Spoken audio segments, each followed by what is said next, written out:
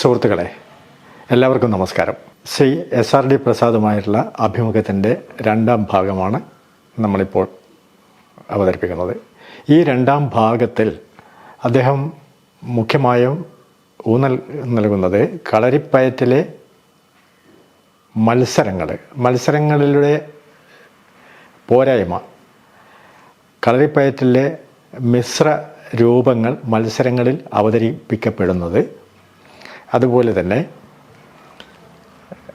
വിവിധ സമ്പ്രദായങ്ങളുടെ കൂടിച്ചേരൽ ഇവയെക്കുറിച്ചും, അതുപോലെ കളരിപ്പയറ്റ് പ്രചരണത്തിനായുള്ള പ്രവർത്തനങ്ങളുടെ ഭാഗമായുള്ള അക്കാഡമിക് ടെക്സ്റ്റ് ബുക്കുകളിൽ ഇത് സംബന്ധമായിട്ടുള്ള പാഠങ്ങൾ അവതരിപ്പിക്കേണ്ടുന്നതിൻ്റെ പ്രാധാന്യത്തിനെക്കുറിച്ചും സംസാരിക്കുകയാണ്.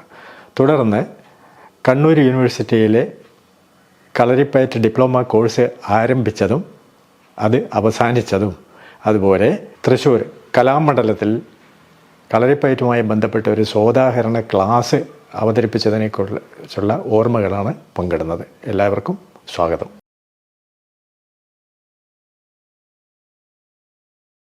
പിന്നെ എനിക്ക് അടുത്തതായിട്ട് ചോദിക്കാനുള്ളത്, അതായത് നമ്മുടെ കളരിപ്പയറ്റ് ആയോധന കലകളുടെ മാതാവ് എന്ന് ഒക്കെ ഇങ്ങനെ പരാമർശിക്കപ്പെടുന്നുണ്ട്. പക്ഷേ 20-ാം നൂറ്റാണ്ടിൽ ഇതേ അവസ്ഥയിലായിരുന്നു മറ്റു പല വൈദേശിക അഭ്യാസങ്ങളുണ്ടായിരുന്നത്. അവരൊക്കെ വളരെയേറെ മുന്നോട്ട് പോയിട്ടും നമ്മുടെ കളരിപ്പയറ്റ് ഇപ്പോഴത്തെ സ്റ്റാറ്റസ് അങ്ങ് യഥാർത്ഥത്തിൽ തൃപ്തനാണോ? തൃപ്തനല്ല എന്ന് തന്നെയാണ് ഒരു സിമ്പിളായിട്ടുള്ള ഉത്തരം. ഇപ്പോൾ കളരിപ്പയറ്റ് മറ്റ് ആയോധന കലകളുടെ മാതാവ് എന്ന് പറയുന്നത് തന്നെ തെറ്റാണ്. കാരണം ഇപ്പോൾ ഗ്രീസിലും ആഫ്രിക്കയിലും ഒക്കെ തനത് ആയോധന കലകൾ ഉണ്ട്. ഇപ്പോൾ ആഫ്രിക്കയിൽ കപ്പുവേര, അല്ലെങ്കിൽ ഗ്രീസിൽ വേറെ വാൾപ്പയറ്റും അതും ഇതൊക്കെ ഉണ്ടായിട്ടുണ്ട്. ഇതൊക്കെ ഇന്ത്യയായിട്ടോ അല്ലെങ്കിൽ കേരളമായിട്ടോ യാതൊരു ബന്ധവുമില്ലാത്ത കാലത്ത് ഉണ്ടായ കലകളാണ്. അപ്പോൾ അതുകൊണ്ട് ഇവിടെ നിന്നുള്ള കളരിപ്പയറ്റ് അങ്ങോട്ട് പോയിട്ട് ഇതിൻ്റെ മാതാവാണെന്നൊക്കെ പറയുന്നത് അതിലൊന്നും അതൊന്നും ഒരു അർത്ഥമില്ല. എല്ലാ രാജ്യത്തും അതാത് തരത്തിലുള്ള ആയോധന കലകൾ ഉണ്ടായിട്ടുണ്ട്. അപ്പോൾ അതുകൊണ്ട് കളരിപ്പയറ്റും അത്തരത്തിലുള്ള ഒരു ആയോധന കല, പക്ഷേ വളരെ നല്ലൊരു ആയോധന കല എന്ന് നമുക്ക് ശാസ്ത്രീയമായിട്ട് പറയാൻ പറ്റും. പിന്നെ കളരിപ്പയറ്റിൻ്റെ ഇന്നത്തെ സ്ഥിതി, കളരിപ്പയറ്റ് കേരളത്തിലെ ഒരു 30-ലേറെ കലകളെ സ്വാധീനിച്ചിട്ടുണ്ട്. ഇപ്പം നാടൻ കലകളായാലും അല്ലാണ്ട് കഥകളി പോലെയുള്ള കലകളായാലും ഇതിനൊക്കെ 30-ലേറെ കലകളെ സ്വാധീനിച്ചിട്ടുണ്ട്. അപ്പോൾ കളരിപ്പയറ്റിൻ്റെ എക്സസൈസസ്, അതിൻ്റെ വ്യായാമം നിലനിൽക്കേണ്ടത് ശരിക്കും മറ്റുള്ള കലകളും കൂടി പോഷിപ്പിക്കുന്നതിന് വളരെ ആവശ്യമാണ്. ആ രീതിയിൽ നമ്മളതിനെ ഒന്ന് ഫോക്കസ് ചെയ്യാം. പിന്നെ കളരിപ്പയറ്റ് ഇന്നത്തെ രീതിയിൽ ഇപ്പം മത്സരങ്ങളെ പറ്റി ചോദിച്ചു അല്ലേ, മത്സരങ്ങളും ഇതൊക്കെ അത് ഒന്നും വേണ്ടത്ര ഇല്ല എന്നാണ് എൻ്റെ അഭിപ്രായം. കുറേയും കൂടി ഭംഗിയാക്കാൻ സാധിക്കണം എന്ന് തന്നെയാണ് പറയാനുള്ളത്. അത് മത്സരങ്ങളെക്കുറിച്ച് നമുക്ക് വ്യത്യസ്തമായിട്ട് ചിന്തിക്കേണ്ടിയിരിക്കുന്നു. അതായത് ഞാൻ മറ്റ് ചില അഭ്യാസങ്ങളൊക്കെ ആയിട്ട് ബന്ധപ്പെട്ട ഒരു വ്യക്തിയാണ്. അപ്പം എല്ലാം ഓറിയൻ്റൽ മാർഷൽ ആർട്സിൽ അവരുടെ ഫോം കീപ്പ് ചെയ്യാൻ വേണ്ടി, നമ്മളിപ്പോൾ പയറ്റ് ആണല്ലോ, കളരിപ്പയറ്റിൻ്റെ ഫോം ഏതാണെന്ന് ചോദിച്ചാൽ അത് അതിൻ്റെ പയറ്റാണ്. പയറ്റാണല്ലോ നമ്മൾ പഠിക്കുന്നത്. അപ്പോൾ ആ പയറ്റിൽ ഫോമിൽ മിക്സിങ്ങോ അല്ലെങ്കിൽ മറ്റ് ബ്രേക്കിങ്ങോ ഒന്നും സാധാരണ രീതിയിൽ ആരും കൊടുക്കാറില്ല. നേരെ മറിച്ച് നമ്മളിപ്പോൾ കളരിയിൽ കാണുന്നത് എന്താണ്, കളരിയിലെ സാമ്പ്രദായികമായ പയറ്റ് മുറകളെ മാറ്റി നിർത്തിക്കൊണ്ട് വേറൊരു ഒന്ന് കൺസ്ട്രക്ട് ചെയ്തിട്ട് അത് മത്സരത്തിൻ്റെ നടത്തുന്നത് അതിൻ്റെ മേലെയാണ്. അപ്പോൾ അതേക്കുറിച്ചുള്ള അങ്ങയുടെ അഭിപ്രായം? അത് കളരിപ്പയറ്റ് മിക്സിങ് നടന്നു പറഞ്ഞാൽ പണ്ട് മുതലേ മിക്സിങ് നടന്നിട്ടുണ്ട്. എന്താ വെച്ചാൽ ഇപ്പോൾ കടത്തനാട്ടെ പിള്ളതാങ്ങി സമ്പ്രദായമാണ് കടത്തനാട്ടുള്ള സമ്പ്രദായം. ഇപ്പോൾ തച്ചോളിയോ തന്നെ അതിൽ നിഷ്ണാതനായിരുന്നു. പക്ഷേ അദ്ദേഹത്തിൻ്റെ ചരിത്രം തന്നെ തുളുനാട്ടിൽ പോയി ഗരടീൻ്റെ വിദ്യകൾ ഉപരിപഠനത്തിന് വേണ്ടി പോയിട്ടുണ്ട് എന്നാണ്. അപ്പോൾ അദ്ദേഹം പോയിട്ട് തുളുനാട്ടിലെ വിദ്യകൾ പഠിച്ചിട്ടുണ്ട്. അല്ലെങ്കിൽ ഏറ്റവും വടക്കേ മലബാറിലെ അറപ്പ് കൈ, അല്ലെങ്കിൽ അവിടുത്തെ ഇതായിരിക്കും വട്ടയന്തിരിപ്പ് സമ്പ്രദായം, അതിലൊക്കെ പഠിച്ചിട്ടുണ്ടെന്ന് അതിൻ്റെ അർത്ഥം. കുഞ്ഞിമംഗലത്ത് വന്ന് താമസിച്ചിട്ട് അദ്ദേഹം കളരിപ്പയറ്റ് പഠിച്ചിട്ടുണ്ട്. കുഞ്ഞിമംഗലത്ത് വട്ടയന്തിരിപ്പ് സമ്പ്രദായമാണ്, കാര്യഗുരുക്കളൊക്കെ ആ കാലത്തുണ്ടായിരുന്ന സമ്പ്രദായം. അപ്പോൾ മിക്സിങ് നടന്നിട്ടുണ്ട്. പിന്നെ അതിനു മുമ്പേ ഉണ്ണിയാർച്ച, തച്ചോളിയതിനെക്കാട്ടി മുമ്പേ ഉണ്ടായിരുന്ന ഉണ്ണിയാർച്ച അവനവൻ്റെ വീട്ടിലെ കുട്ടികളെ പഠിപ്പിക്കാൻ വേണ്ടി തുളുനാട്ടിൽ നിന്ന് ഗുരുക്കന്മാരെ വരുത്തി എന്ന് നമുക്ക് വടക്കമ്പാട്ടിൽ കാണാൻ പറ്റും. അപ്പോൾ അതുകൊണ്ട് ഈ തുളുനാട്ടിലുള്ള ഗുരുക്കന്മാർ പോയിട്ട് അവിടെ കടത്തനാട്ട് പഠിപ്പിച്ചിട്ടുണ്ട്. അപ്പം മിക്സിങ് നടന്നിട്ടുണ്ട്. അതുകൊണ്ട് ശൈലികൾ കുറേ അങ്ങോട്ടും ഇങ്ങോട്ടൊക്കെ മിക്സ് ചെയ്തിട്ടുണ്ടെങ്കിലും ഇന്നിപ്പം നമുക്കുള്ള ശൈലി ശുദ്ധമായി നിലനിർത്താൻ ശ്രമിക്കുന്നതുകൊണ്ട് തെറ്റൊന്നുമില്ല. അതായിരിക്കും നല്ലതെന്നാണ് തോന്നുന്നത്. പിന്നെ മത്സരത്തിൻ്റെ വളരെ കൃത്യമായി ചോദിച്ചതാണ്. ഇപ്പം ബോക്സിങ് മത്സരമോ ഫെൻസിങ് മത്സരമോ, ഫെൻസിങ് എന്ന് പറഞ്ഞാൽ വാൾപ്പയറ്റ് മത്സരം തന്നെയാണ് ഒളിമ്പിക്സിന് ഫെൻസിങ് ആക്കി അതിന് റൂൾസൊക്കെ വെച്ചിട്ടുള്ളത്. അപ്പം അതേപോലെ കളരിപ്പയറ്റെന്ന് വേർതിരിച്ചെടുക്കാവുന്ന ഐറ്റംസ് ഉണ്ടോ എന്ന് നമുക്ക് നോക്കണം. അതിൽ ഞാൻ 1-2 പറഞ്ഞാൽ, ഇപ്പോൾ ഹൈ കിക്ക് ഉണ്ട്, ബോള് മേലെ കെട്ടി തൂക്കിയിട്ട് ചവിട്ടി പൊങ്ങൽ. അതെ, ഇപ്പം വഴിവാങ്ങി പൊങ്ങി എന്നാണ് അതിൻ്റെ വായ്ത്താരി. വയ്യോട്ട് വന്നിട്ടാണ് പൊങ്ങുക. ഇത് മുമ്പോട്ട് പോയിട്ട് ചാടി ഒരു ബോള് ചവിട്ടുന്ന ഒരു ഐറ്റമാണ്. അത് നല്ലൊരു ഐറ്റമാണ്. അത് മാസത്തിൽ ഡെവലപ്പ് ചെയ്ത് ഒരു ഒളിമ്പിക് ഐറ്റം വരെ ആക്കി മാറ്റാനുള്ള സാധ്യതയുണ്ട് എന്നാണ് എനിക്ക് തോന്നുന്നത്. അതൊന്ന്. പിന്നെ രണ്ടാമത്, ഇപ്പോൾ കെട്ടുകാരി കൊണ്ട് അടിച്ചും തടുക്കുക. 2 ആൾ നിന്നിട്ട് ഒരാൾ ഒരു മിനിറ്റ് നേരം 2 മിനിറ്റ് നേരം മറ്റേ അടിക്കുക, മറ്റേ തടുക്കുക, പിന്നെ അതിശേഷം ഇങ്ങോട്ട് അതിനൊരു ഏരിയ വെച്ചിട്ട്. ഇത് നല്ലൊരു ഡിഫെൻസീവ്, നല്ല റിഫ്ലക്സസ് ഡെവലപ്പ് ചെയ്തിട്ടുണ്ടെങ്കിൽ മാത്രമേ തടുക്കാൻ പറ്റുള്ളൂ. അപ്പോൾ അതൊരു കോമ്പറ്റേറ്റീവ് ഐറ്റാക്കിയിട്ട് നമുക്ക് ഡെവലപ്പ് ചെയ്ത് എടുക്കാൻ പറ്റും. കാരണം ഇപ്പോൾ മേലെ അടി കൊണ്ടോ ഇല്ലയോ എന്നുള്ളത് തർക്കിക്കേണ്ട ആവശ്യമില്ല. അതൊക്കെ തൊട്ടാൽ പോയിൻറ്റ്സ് വരുന്ന വിധത്തിലുള്ള മെത്തേഡ്സ് ഉണ്ട്. അപ്പോൾ അത്തരത്തിലുള്ള ഈ കോമ്പറ്റീഷൻസ് നമുക്ക് കൊണ്ടുവരാൻ പറ്റും. പിന്നെ വേറൊന്ന്, മൂന്നാമത്, നമ്മളെ കളരിൻ്റെ ഒരു ജൂബിലിക്ക് വേണ്ടി ആഘോഷത്തിൻ്റെ സമയത്ത് നമ്മൾ ഇൻട്രൊഡ്യൂസ് ചെയ്ത ഒരു മെത്തഡാണ് സ്റ്റാമിന ടെസ്റ്റിംഗ്. ഒരു പ്രത്യേക മേയ്പ്പയറ്റിൻ്റെ വായ്ത്താരി കൊടുക്കുക, ഒരു 1.5 മിനിറ്റ് നേരം നീണ്ടു നിൽക്കുന്ന വായ്ത്താരി. അത് പ്രകാരം കുട്ടികളെടുക്കണം. അത് നമ്മൾ കൊടുത്തത് ഒരു 10 മിനിറ്റ് കൊണ്ട് എത്ര പ്രാവശ്യം എടുക്കാൻ പറ്റും എന്നുള്ളതാണ്. അതിന് വേറെ മാറ്റിയിട്ട് എത്ര പ്രാവശ്യം എടുക്കാൻ പറ്റും എന്നുള്ളത് എടുക്കുക. ഇപ്പോൾ മാരത്തോൺ റണ്ണൊക്കെ പോലെ സ്ലോ ആയിട്ട് എടുത്താൽ മതി, പക്ഷേ എത്ര നേരം എടുക്കാൻ പറ്റും? അൺലിമിറ്റഡ് സ്റ്റാമിന, അൺലിമിറ്റഡ് ആയിട്ട് സ്റ്റാമിന ടെസ്റ്റിംഗ് ആയിട്ട് അത്തരത്തിലുള്ളൊരു സ്പോർട്സ് ആയിട്ട്, അത് സ്പോർട്സിൻ്റെ നിഷ്ണാതന്മാരുമായിട്ട് ഡിസ്കസ് ചെയ്തിട്ട് വേണം അത് നിയമങ്ങൾ നിർണ്ണയിക്കാൻ. അതൊന്ന്. പിന്നെ വേറെ നിനക്ക് വളരെ പ്രധാനമായിട്ട് ഞാൻ കളരിയിൽ നിന്ന് ചെയ്യിക്കാറുണ്ട് കുട്ടികളെ കൊണ്ട്. അതായത് ഒരു വര വരച്ചിട്ട് അവിടെ കുട്ടികളെ നിർത്തും, 10 അടിയിൽ നിർത്തും. അതിൻ്റെ അവിടുന്ന് ഇടത്തെ നോക്കി വലത്തേമ്പോൾ ചാടിക്കെട്ടി താഴ്ചയിലമത് നീക്കിത്തെടുത്ത് ചവിട്ടി എന്ന് പറയുന്ന ആ ഡിസ്റ്റൻസ്. ഇതൊരു മൾട്ടിപ്പിൾ ജമ്പാണ്. ഇപ്പം നമുക്ക് ഒളിമ്പിക്സിന് പോലും ഉള്ളത് ഒരു ഹൈ ജമ്പ്, ഒരു ലോങ് ജമ്പ്, വളരെ സിമ്പിളാണ്, അതിലൊന്നുമില്ല ജമ്പ്. പിന്നെ ട്രിപ്പിൾ ജമ്പ് ഉണ്ട്, അതാണ് കുറച്ചും കൂടി കോംപ്ലിക്കേറ്റഡ്. പണ്ട് ഹോപ്പ് സ്റ്റെപ്പ് ആൻഡ് ജമ്പ് എന്ന് അതിനെ പറയാം. ഇപ്പം അതിന് ട്രിപ്പിൾ ജമ്പ്, 3 ജമ്പുകളുണ്ട് എത്തുന്നത്.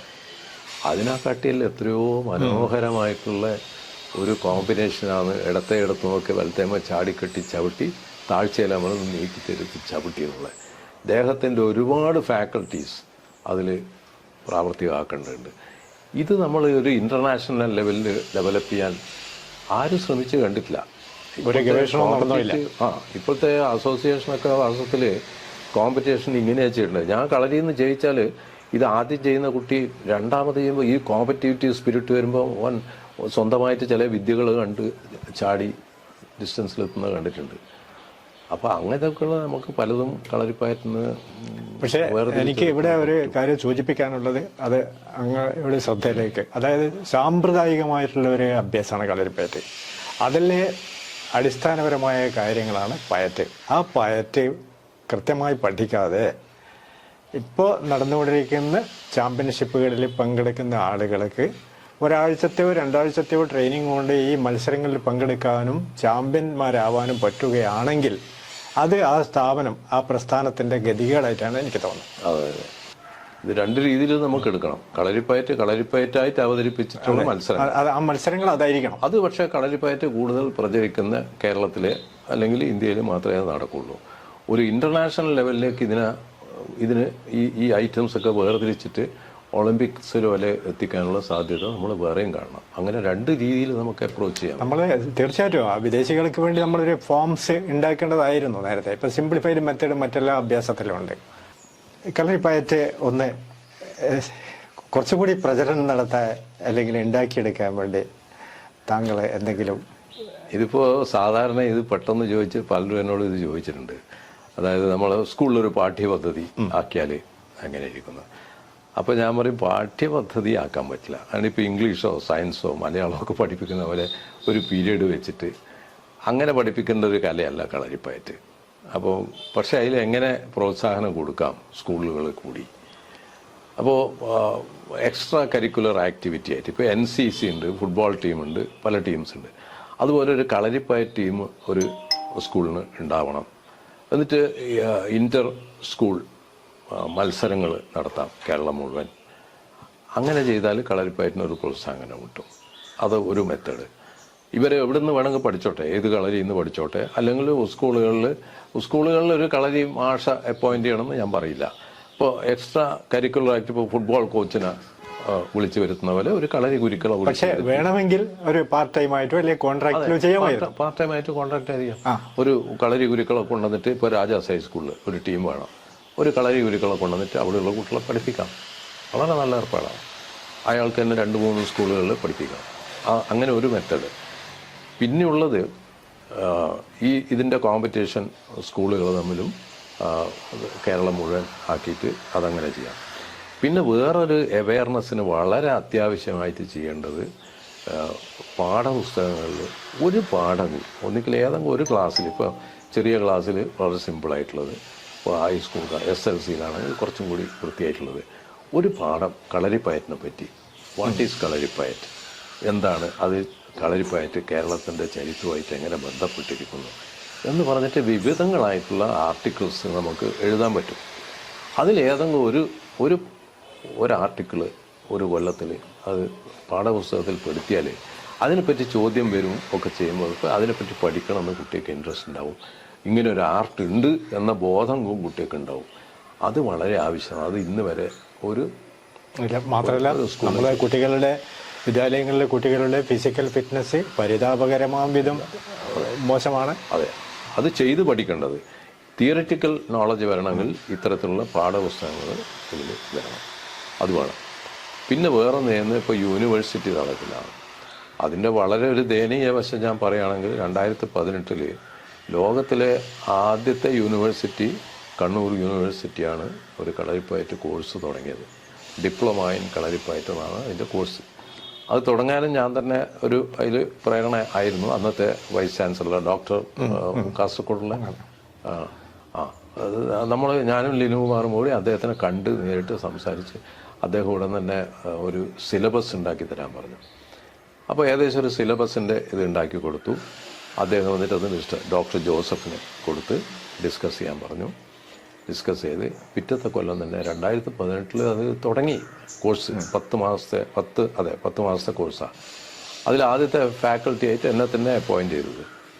അപ്പോൾ ആ കൊല്ലം 10-21 കുട്ടിയൊക്കെ ക്ലാസ് എടുത്തു, പബ്ലിക് എക്സാമിനേഷൻ നടത്തി, വാല്യുവേഷൻ നടത്തി, വൃത്തിയായിട്ട് അത് ചെയ്തു. അന്ന് അവിടെ യൂണിവേഴ്സിറ്റിയിൽ ഒരു കളരി തുടങ്ങാൻ, ഒരു പഴയ ട്രഡീഷണൽ കളരി തുടങ്ങാനുള്ള ഐഡിയ ഉണ്ടായിരുന്നു. അതിനുള്ള പൈസയും അലോട്ട് ചെയ്തു. അപ്പോൾ ഞാൻ പറയുകയും ചെയ്തു, കളരി വെറുതെ കുഴിച്ചിട്ട് ചെറുതായി കെട്ടിയാൽ പോരാ, അതിൻ്റെ ചുറ്റും ലൈബ്രറി വേണം, അതിൻ്റെ ചികിത്സാ പദ്ധതിക്ക് വേണമെങ്കിൽ ഉഴിച്ചലിനുള്ള ഫെസിലിറ്റീസ് വേണം. അങ്ങനെ എല്ലാം കൊണ്ടും ഡിജിറ്റൈസ് ചെയ്തിട്ടൊക്കെയുള്ള ലൈബ്രറിയും ഇതെല്ലാം വേണം. വിഷ്വൽസൊക്കെ എടുത്തിട്ട് അത് കാണിക്കാനുള്ള സൗകര്യം വളരെ മോഡേണായിട്ടൊന്ന് ചെയ്യണം നമുക്ക് എന്നൊക്കെ പറഞ്ഞ് ഉത്സാഹിച്ച് തുടങ്ങിയതാണ്. പക്ഷേ ആ 2018 തന്നെ അത് നിർത്തുകയും ചെയ്തു. എന്തുകൊണ്ടാണ് നിർത്തിയത്, ആരാ നിർത്തിയതെന്നൊന്നും എനിക്കറിയില്ല. ഇത് നിർത്തി. ഇതിന് ശേഷം കൊല്ലങ്ങൾക്ക് ശേഷം കേരള ഗവൺമെൻറ് ഇതിൻ്റെ വാർഷികാഘോഷത്തിൻ്റെ സമയത്ത് ഇവിടെ കണ്ണൂരൊക്കെ മുഖ്യമന്ത്രിയൊക്കെ വന്ന സമയത്ത് എന്നെ ക്ഷണിച്ചിരുന്നു കാണാൻ. അപ്പോൾ പോയ സമയത്ത് ഞാൻ പറഞ്ഞു, എനിക്കൊരു മെമ്മോറാണ്ടം തരാനുണ്ട് അങ്ങോട്ട്.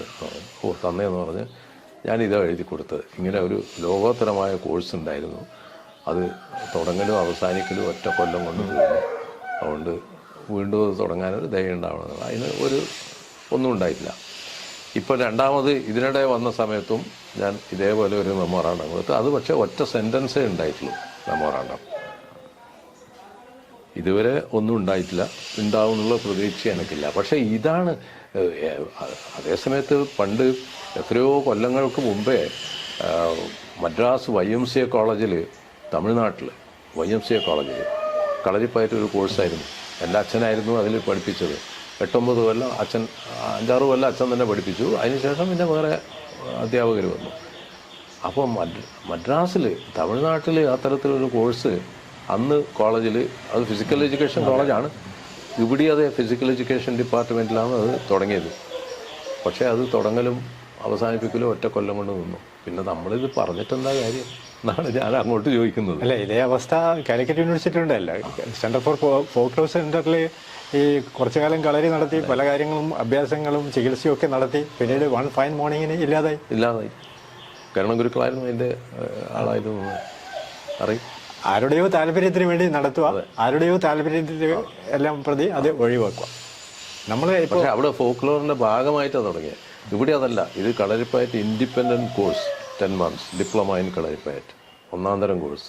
അതുമല്ല, ആ കോഴ്സ് നടക്കുന്ന സമയത്ത് തന്നെ ഈവൻ വിദേശത്തുള്ള നമ്മൾ കളരിയായിട്ട് ചില ബന്ധമുള്ള ആൾക്കാർ അവർ വിളിച്ചു ചോദിച്ചിരുന്നു.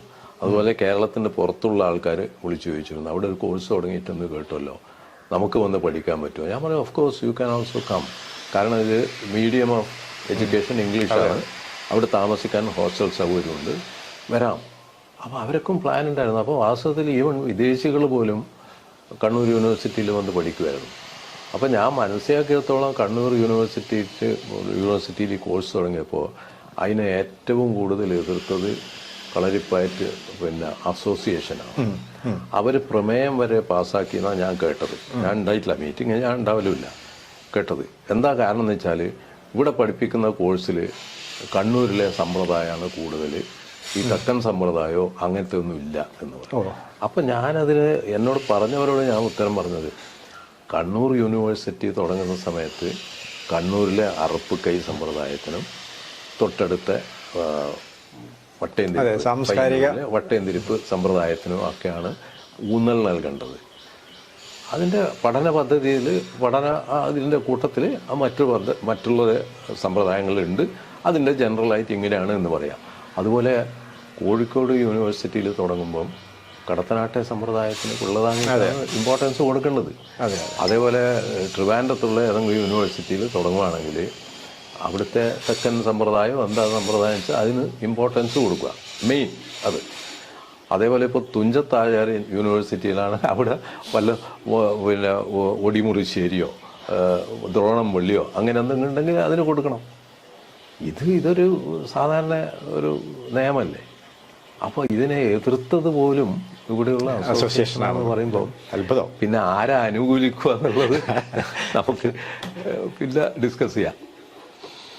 ഇപ്പം നമുക്ക് വേണമെങ്കിൽ ഇപ്പോൾ കലാമണ്ഡലത്തിലെ ഫിസിക്കൽ ഫിറ്റ്നസിൻ്റെ ഇപ്പോൾ കഥകളി, അങ്ങനെ ഒരു കഥകളി കലാമണ്ഡലത്തിൽ ഇതിനിടെ ഒരു കളരിപ്പയറ്റും കഥകളിയും തമ്മിലുള്ള ബന്ധത്തിനെ പറ്റി പറയാൻ എന്നെ വിളിച്ചതായിരുന്നു. അപ്പോൾ ഞാനന്ന് അവിടെ പോയി, രാവിലെ പോയി. അവർ വളരെ വൃത്തിയായിട്ടൊക്കെ സ്വീകരിച്ചിരുന്ന് ഉച്ചക്കാണ് ക്ലാസ്. അപ്പോൾ ഞാൻ വിചാരിച്ചു അവിടെ PG സ്റ്റുഡൻസൊക്കെ ഉണ്ട്, നല്ല നിറഞ്ഞ ക്ലാസ് ആയിരിക്കും, നല്ലൊരു ക്ലാസ് നടത്താൻ. ഞാൻ ഇവിടുന്ന് 2 കുട്ടികളെയും കൊണ്ടുപോയിട്ടുണ്ടായിരുന്നു, അത് കാണിക്കാൻ, കഥകളിയായിട്ടുള്ള ബന്ധത്തിൻ്റെ മൂവ്മെൻറ്റ്സ് കാണിക്കാൻ. ഞാനത് പഠിച്ചതാണ്. ഞാൻ കഥകളി കുറച്ച് ഭാഗവതരൊക്കെ ആയിട്ട് നടന്നുകൊണ്ട് കഥകളിയായിട്ട് അറിയാം. അതുകൊണ്ട് അതിനെ പറ്റിയിട്ട് ആധികാരികമായിട്ട് തന്നെ പറയാൻ പറ്റും. അങ്ങനെ പറയാൻ വിചാരിച്ച് നല്ലൊരു സദസ്സിനെ എക്സ്പെക്ട് ചെയ്ത് പോയാൽ ആദ്യം 9 ആളാണ് ഉണ്ടായിരുന്നത് അന്ന്. അപ്പോൾ ഞാൻ വിചാരിച്ചു ഉച്ചക്ക് ഉറക്ക് നോക്കും. അപ്പോൾ ഞാൻ പറഞ്ഞു, പിന്നെ ഏതായാലും അങ്ങനെ ഞാൻ പറയുന്നത് നിങ്ങൾ കേൾക്കണ്ട, നിങ്ങൾ അതിനെപ്പറ്റി എന്തെങ്കിലും ചോദിച്ചാൽ തിരക്കില്ല, അതിന് നമുക്ക് കണക്കായിട്ട് ഇതാക്കാം. എന്നിട്ട് അങ്ങനെ ഉറങ്ങാണ്ട് അങ്ങനെ ശ്രദ്ധിക്കേണ്ടി വന്നു.